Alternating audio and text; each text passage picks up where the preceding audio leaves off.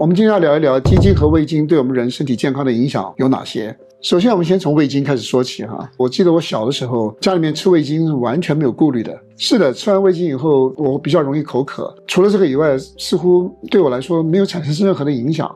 可是不知不觉不知道从什么时候开始，国内国外白种人黄种人所有的人都开始惧怕味精啊。就是味精被妖魔化这件事情啊，似乎是已经盖棺论定，不需要怀疑了。吃味精吃多了有顾虑，但是你找不到吃味精对健康有害的科学证据。我今天不是出来替味精做背书，我们就是根据事实来探讨。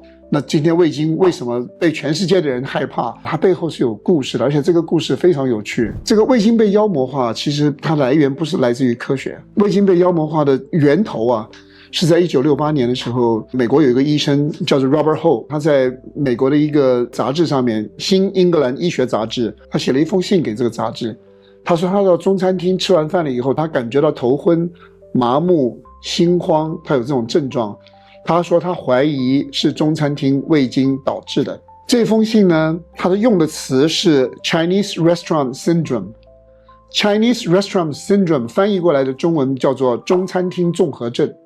当时他用的这个名词啊，它不是一个正式的研究，仅仅是他自己用这个说法。可是呢，在那个年代被媒体大量的转载啊，然后迅速当时就引起了美国公众的恐慌。然后呢，到了20世纪初的时候，味精它是20世纪初在日本首先被商业化的一个产品啊，然后广泛的用于亚洲的餐饮里面的。可是在上个世纪60年代70年代冷战的背景底下，美国日本经济竞争得很激烈，华裔的移民啊在美国扩展很多很多的中餐馆，加剧了美国社会种族歧视的这种氛围啊，就越来越重。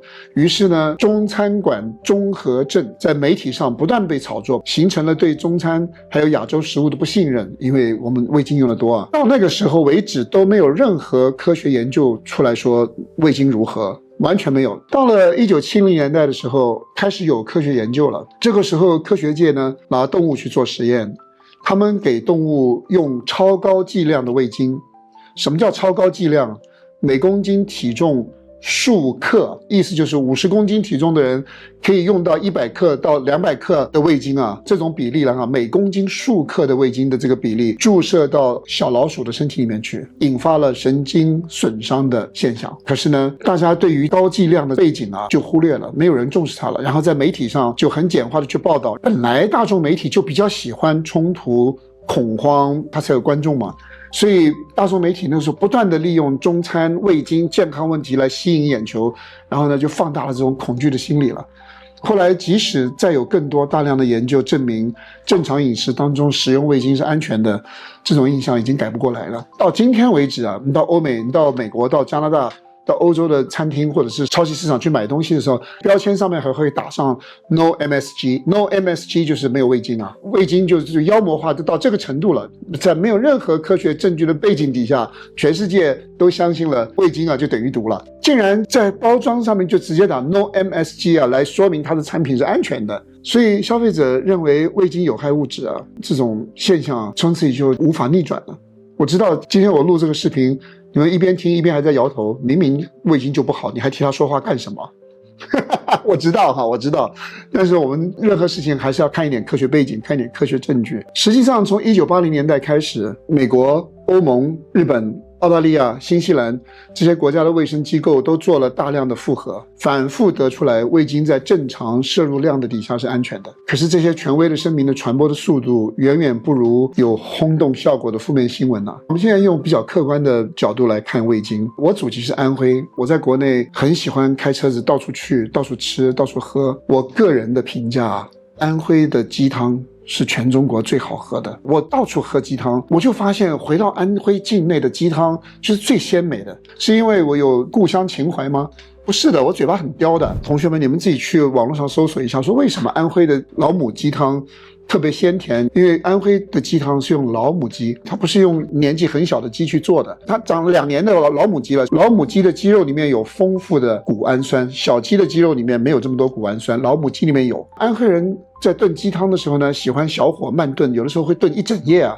那用这种方式去炖鸡汤的话，可以把它鸡肉里面的谷氨酸充分的给它萃取出来。所以它的鸡汤特别鲜美。谷氨酸就是味精啊，天然的味精啊。天然的味精跟化学合成的味精有什么不一样？谷氨酸存在于各种天然食物里面的，蘑菇里面、西红柿里面、海带里面都有谷氨酸，老母鸡里面有很多的谷氨酸，所以我们有的时候用蘑菇来提鲜，我们有时候用海带来提鲜，你可以用紫菜来提鲜，因为它里面有丰富的谷氨酸。味精叫做谷氨酸钠，多了一个钠，钠是什么？我们吃的盐叫做氯化钠，真正那个咸味来自于钠。谷氨酸钠代表什么呢？代表味精里面是含钠的，这个是我们需要注意的地方。如果我们味精吃得多，不知不觉的就等于我们多吃了盐了。我们注重慢性健康的人要知道，如果说我们食物里面摄入的钠过多，就会导致我们身体有一系列的健康的顾虑，比方说你血压方面就会有顾虑，应该减少钠的摄入。所以你要知道的是，每一克的食用盐里面大约有 0.3 克到 0.4 克的钠，每一克的味精里面大约有 0.1 到 0.15 的钠，意思就是说味精里面的钠大约是餐桌盐的1/3的样子。所以如果说你大量的吃味精，你不知不觉当中你就摄入了比较多的钠，那这样子的话你可能会发现它对你的血压比较不利，你身体里面会出现了一系列高盐饮食的反应。如果说你在一个正常分量的正常状态下面，没有过量的吃味精啊，没有任何不良影响的。为什么吃了味精多了以后你会觉得口渴？跟你吃了盐多了以后会口渴的道理是一样的，因为钠多了嘛。所以味精不是妖魔，大家不需要害怕味精。味精过量合不合适？不合适。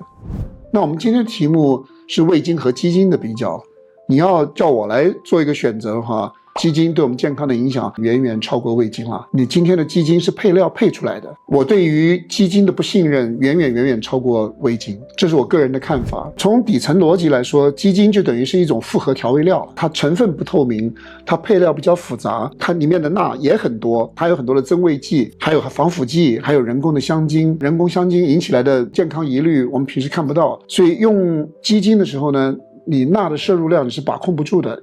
其实我们用味精的时候，我们量用的并不多，可是当我们在用鸡精的时候，我们不知不觉会用很多的鸡精啊。我记得以前家里面的保姆在做汤的时候，就是一锅清汤，就几勺的鸡精就进去了，这一锅汤就变成鸡汤了，那是很恐怖的。这个东西叫做复合调味料，增加了钠的负担，对我们心血管健康是有影响的，而且它潜在的有可能掺杂了一些劣质的原料，我们是无从得知的。鸡精的另外一个问题是什么呢？它诱导口味的偏好啊，因为它有人工香精啊，它有添加剂啊，所以尤其是对幼童的这种口味的影响很大。幼童从小就喜欢了鸡精的味道了，其他的食物变得淡然无味了，所以它会影响儿童产生那种不良饮食习惯的这种可能性啊，都是存在的。味精的话是很简单的，它就是一个谷氨酸钠，没有其他东西了。说实在话，现在的年代做菜所需要用到味精的量其实很有限的。